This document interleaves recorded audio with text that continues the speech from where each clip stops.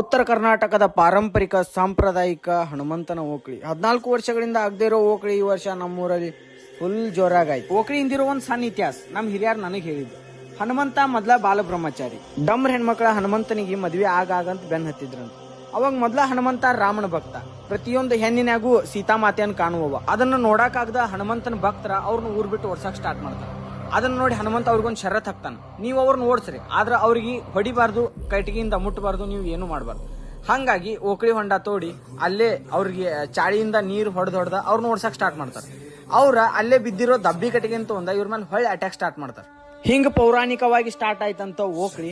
ಅದ ಮುಂದೆ ಬಂದ ಊರ್ ಹನುಮಪ್ಪ ತಂಪ ಆದಂದ್ರ ಊರಿಗೆ ಮಳಿ ಬೆಳಿ ಎಲ್ಲಾ ಚಂದ ಆತತಿ, ನಮ್ಮ ರೈತರ ಬಾಳೆ ಎಲ್ಲಾ ಹಸನ ಆತತಿ. ಅದನ್ನ ಹಂಗ ನಮ್ ಹಿರಿಯರ ಎಲ್ಲಾ ಪೌರಾಣಿಕವಾಗಿ ಮುಂದುವರ್ಸ್ಕೊತ ಬಂದಾರ, ನಾವು ಮುಂದುವರ್ಸ್ಕೊತ ಹೋಗ್ತೀವಿ. ಹನುಮಪ್ಪ ಮಳಿ ಕೊಡಪ್ಪ, ಜೈ ಶ್ರೀರಾಮ್.